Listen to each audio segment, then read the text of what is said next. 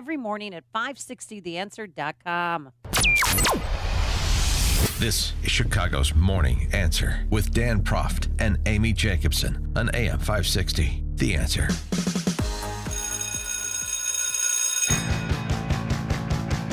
They got the beat, the campus beat, the campus beat. Yeah, the campus beat. Dan and Amy, we've got a special edition of Campus Beat we'll get to in a moment, but I just want to play what you heard at the top of the hour on our newscast because we need to correct the record right away. I mean, people get something wrong, we get something wrong, we try and correct the record right away, so we need to do this here. Fox News reporting at the top of the hour national, relying on local Fox News reporter Tia Ewing in its characterization of the Jussie Smollett case. This is what Tia Ewing reported that you just heard. Sources tell Fox 32 that the case and the evidence against Smollett was just simply unraveling. Smollett forfeited $10,000 in bond money while serving 16 hours of community service. Not true. Eddie Johnson, superintendent, yesterday came out very strongly and said the evidence that we have, that you're just seeing a portion of it. We have so much more evidence that convicts him of this, that would convict him if he'd gone to court of this crime. And here's what the first assistant state's attorney, Joseph McGatz, said, who was actually in charge of the case. Here's what he said about the case. There was nothing new that came up. We stand behind the investigation that CPD did. We stand behind our decision to approve charges and to indict him. The investigation itself that was done by CPD was outstanding. And there was nothing new, there was nothing that we learned that we didn't already know that factored into this disposition in the case. So I'm sure Tia Ewing is a fine reporter, but I mean, you just need to correct the record because what she reported is just not the case. And you heard it right from the state's attorney, the lead attorney on the case. Okay. All right, we'll return to that at the bottom of the hour, but now we want to get back to this story out of our very own University of Illinois. We talked about this story when it occurred, and it's consistent with the story we've talked about over the last couple of weeks, the Berkeley story that President Trump highlighted at CPAC when he brought Hayden Williams on stage and let him address the CPAC crowd that was there to see President Trump. You'll remember this is the case where Hayden Williams is on the campus of Berkeley, manning a table, recruiting students to the conservative group there.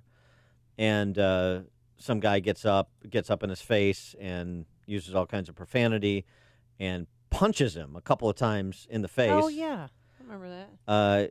Hayden Williams doesn't fight back. The guy was later identified as a former Berkeley University employee, too. Okay, here we go. And in addition to that, he's been charged.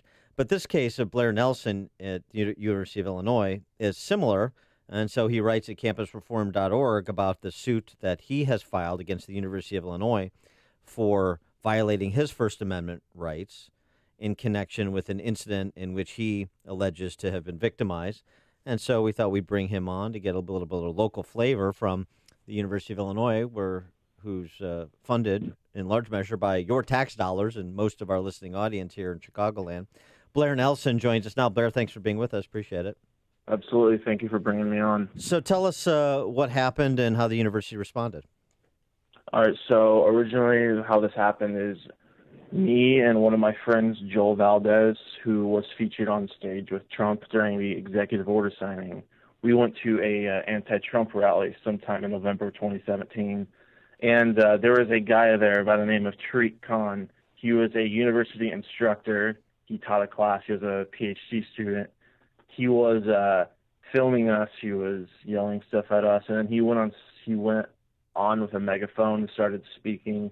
He started immediately yelling profanities at us, and Joel started yelling them back. And then Joel said to him, "Don't you have some kids to look after, you 40-year-old man?" Because he was 39, and we assumed he had something better to do than be at a protest at 1 p.m. on a Tuesday. Yeah. So he thought we were threatening his kids, so he charged us. And he started pushing us around. He tried to knock my phone out of my hand, and then he grabbed Joel's phone. He ripped it out of his hands, and then he started walking away with it. So we decided to follow him because we thought he was stealing his phone. And about 3 minutes later, he threw his phone on the ground and broke it.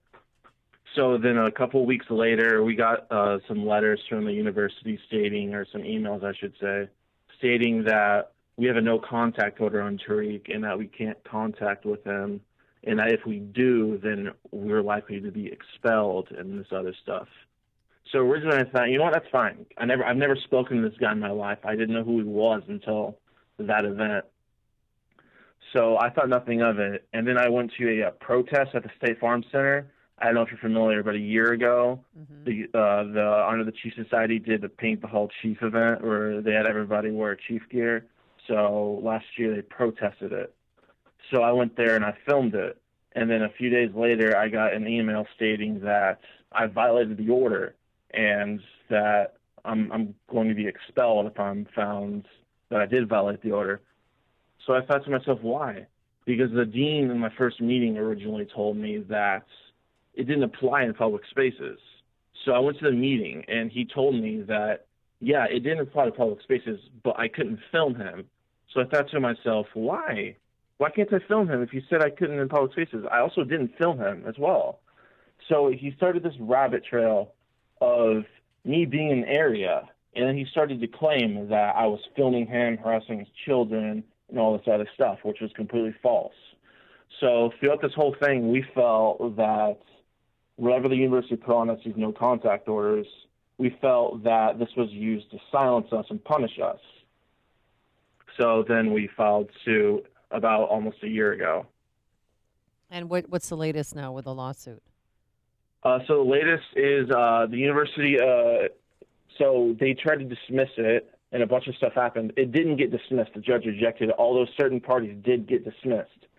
So two of the plaintiffs, Joel and Drew, they were dismissed because they don't attend the university anymore, and then the board of trustees were dismissed. Otherwise, the dismissal was rejected, so it's ongoing from there. And what's been the interaction with not necessarily Tariq Khan, but the administration since the filing of the suit? Have they backed off? I believe so, but at the same time, I have not attended any protests since the suit has been filed out of fear of retaliation. Really? Well, what do you think is going to happen? Yeah, I haven't attended any protests. I mean, what else could they do to you? So they told my friend Andrew Minnick, who wrote the article for Campus Reform, that if he wanted the situation to improve, he should stop writing about Tariq. Stop writing about him. Yeah. So then once again, they're impeding your First Amendment rights. Well, then that's the suit. Absolutely. These no contact orders, any student can get it on anybody for any reason, and there's zero opportunity for the person filing a no contact order to dispute it. And it's on your record until you graduate. There's zero possibility of me getting it removed unless through this lawsuit. You're a U of I student. You're a U of I undergrad, right? Yeah, I'm a junior. And so tell us a little bit. I mean, I think people would be interested to know. We pay the second highest in-state tuition in the Big Ten behind only Penn State. And, I don't know, U of I gets about $500 million a year from Illinois state taxpayers to underwrite that high tuition. What's the campus culture like? For conservatives, it's very bad. I would say it's worse than UC Berkeley, in my opinion. Wow. It gets zero press coverage. It's very rarely picked up by Fox News or Breitbart or any major site like that. And in my opinion, it's worse than UC Berkeley. The students are absolutely hostile. That's one of the main reasons. The administrators are hostile as well, as they have a bunch of anti-free speech policies, such as free speech zones, like I said, that no contact order policy, and then they have standards that allow dorms to police what you have in your room and on your doors. Well, that may be interesting. That'd be interesting to see how that works out in terms of federal grant dollars from certain agencies with Trump's new executive order. Absolutely. Right now, the university is not complicit with the order, whatever it'll end up being, as I believe their federal tax dollars should be removed until these policies go away. Well, how can you expose liberal bias at University of Illinois? Can you repeat that? Oh no, how can you personally expose the liberal bias at University of Illinois? So what I do is I just report on what happens. Hosting speakers is a great way to show a double standard. I know when we brought Charlie Kirk a year ago, our university froze our Turning Point account because we had used university logos in our Facebook and Twitter profile picture, which other clubs do, and they received no retaliation for it. Have there been other instances of violence or near violent confrontations over politics on campus? Yes. So I believe it was October of 2018, so about 6 months ago, the Atlanta Republicans brought in ICE agents to a meeting, and there were nearly 100 protesters who showed up, tried to disrupt it. They entered the building, they sat down, they refused to leave, and the police nearly arrested every single one of them. Are you? And the ICE agent and the attendees had to be escorted out by police due to their safety. Are you an Illinois native? Did you grow up here, high school here? Oh, yeah, I grew up in the Champaign area. And so, so you were well-versed with U of I before you got there, but I wonder if, even being a local, if what you thought U of I was going to be and what it turned out to be are two different things. Absolutely. So I went to Unity High School. It's a very good school. A lot of the teachers, they don't put bias into the class, or if they do, they're usually right-wing leaning. So I didn't really think of much. I didn't really go on campus at all until my senior year of high school when I started browsing Facebook because I got admitted. I started looking up clubs, and I found Atlanta Republicans, and they held an affirmative action bake sale where, they sold cookies. They had a symbolic prices based on how affirmative action works and how various races are penalized or they're rewarded based on their race. So I went to that, and that was my first experience of what the university was like, and it was a big culture shock for me, absolutely, because all the students around me, they were right-leaning or they were relatively moderate. But when I got to the University of Illinois, they were extremely hostile, and they were very left-wing. Almost all of them are. And I assume that's the same for the administrators and faculty? Oh, absolutely. I don't think I've ever had a professor who you would consider moderate or Republican. I mean, it's not funny, but it's just it's a head shaker, which is why we do the Campus Beat segments and try to amplify stories like yours. He is Blair Nelson. He's, as you just heard, an Illini undergrad. He's also the Illinois campus correspondent for Campus Reform, campusreform.org, which is something you should read routinely, particularly you, Amy, so you don't send Peyton and Eli to places like U of I. Blair Nelson, thanks so much for joining us. Good luck with your lawsuit and the rest of your studies at U of I. All right, thank you for having me. And he joined us on our turnkey.pro answer line. Connect with Dan and Amy using the AM 560 mobile app. Download it today at 560.